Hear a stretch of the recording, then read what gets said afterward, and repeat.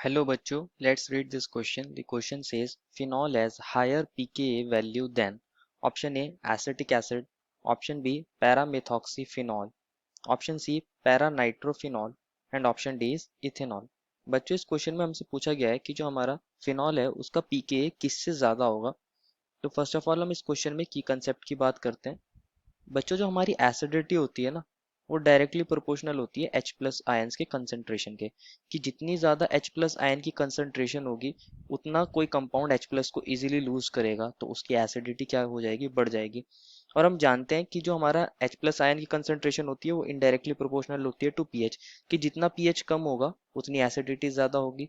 Similarly हम ऐसा बोल सकते हैं कि जो हमारा Ka है एसिड डिसोसिएशन कांस्टेंट, उसके भी डायरेक्टली प्रोपोर्शनल होगी हमारी एसिडिटी, क्योंकि जितना एसिड ब्रेक जल्दी होगा, डिसोसिएट जल्दी होगा, उसका Ka ज़्यादा होगा। और हम ऐसा बोल सकते हैं कि वो इनडायरेक्टली प्रोपोर्शनल होगी किसके, pKa के। हम ऐसा बोल सकते हैं। क्वेश्चन में हमसे कहा है कि फिनॉल का pKa क्या है, ज़्यादा है।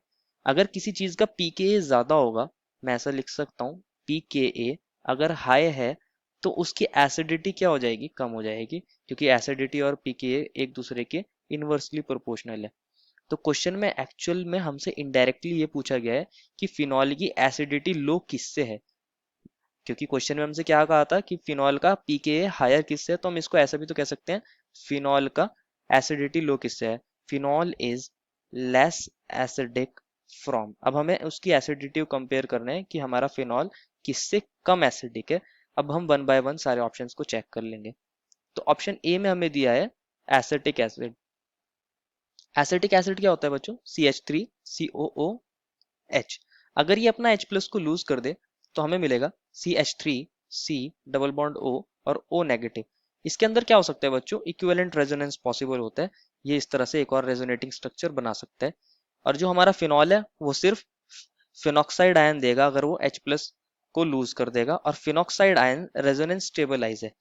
लेकिन मैं वही बात करता हूँ आपको कि जो हमारा इक्विवेलेंट रेजोनेंस होता है वो हमारे रेजोनेटिंग स्ट्रक्चर्स को ज्यादा स्टेबल करता है।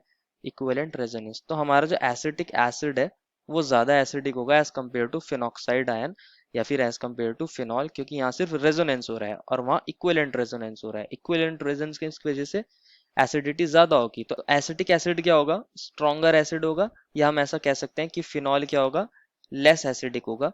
Phenol is less acidic. तो ये ऑप्शन हमारा सही हो जाएगा, क्योंकि हमें यही बताना था कि फिनॉल किससे कम एसिडिक है, तो ऑप्शन ए इज करेक्ट। अब बात करते हैं ऑप्शन नंबर बी की। ऑप्शन बी में हमें मिला है पैरामेथॉक्सीफिनॉल। तो एक बार ऑप्शन बी को देख लेते हैं। ये हमारा पैरामेथॉक्सीफिनॉल है, यहाँ पर OH है और यहाँ पे CH3 है। पैरामेथॉक्सी तो यहाँ पे OCH3 है। अगर ये अपने H प्लस को लूज कर देगा तो हमें मिलेगा फिनॉक्साइड आयन, और ये हमारा पैरा पोजीशन पर OCH3। जो ये ऑक्सीजन है इसके पास क्या होते हैं बच्चों, यहाँ लोन पेयर होते हैं, और ये क्या करेगा, यहाँ प्लस एम इफेक्ट शो कर सकता है। प्लस एम इफेक्ट की वजह से हमारी electron density on O increase कर जाएगी, ऑक्सीजन पर इलेक्ट्रॉन डेंसिटी इंक्रीज हो जाएगी। अगर ऑक्सीजन पर इलेक्ट्रॉन डेंसिटी इंक्रीज हो गई, उसके पास पहले से ही नेगेटिव चार्ज है, तो वो कैसा फील करेगा, डिस्टेबलाइज हो जाएगा। ये डिस्टेबलाइज हो जाएगा। लेकिन हमारे पास फिनॉल में एज सच कोई ग्रुप नहीं था जो उसकी इलेक्ट्रॉन डेंसिटी को बढ़ा रहा था, तो हम कह देंगे यहाँ फिनॉल जो है वो ज्यादा एसिडिक है। Phenol is more acidic than paramethoxy phenol, more acidic. तो ये ऑप्शन हमारा गलत हो जाएगा, क्योंकि हमें देखना था कि फिनॉल कम एसिडिक कहाँ पर है। बात करते हैं ऑप्शन सी की। ऑप्शन सी में हमें मिला है पैरानाइट्रोफिनॉल। पैरानाइट्रोफिनॉल मीन्स फिनॉल की पैरा पोजीशन पर NO2 ग्रुप है, और NO2 ग्रुप क्या करता है, ये माइनस आई इफेक्ट शो करता है पैरा पोजीशन पर, और माइनस एम इफेक्ट भी शो करेगा। तो ये एसिडिटी को बढ़ा देगा, ये ज्यादा एसिडिक होगा एज कम्पेयर टू फिनॉल। तो फिनॉल यहाँ इस केस में फिनॉल इससे लेस एसिडिक होगा, तो हम लिख सकते हैं फिनॉल इज लेस एसिडिक। तो ये ऑप्शन भी क्या हो जाएगा, हमारा करेक्ट हो जाएगा। And last option, option number D की बात करते हैं, उसमें हमें दिया है इथेनॉल। तो इथेनॉल को भी देख लेते हैं। ये हमारा इथेनॉल है, CH3CH2OH।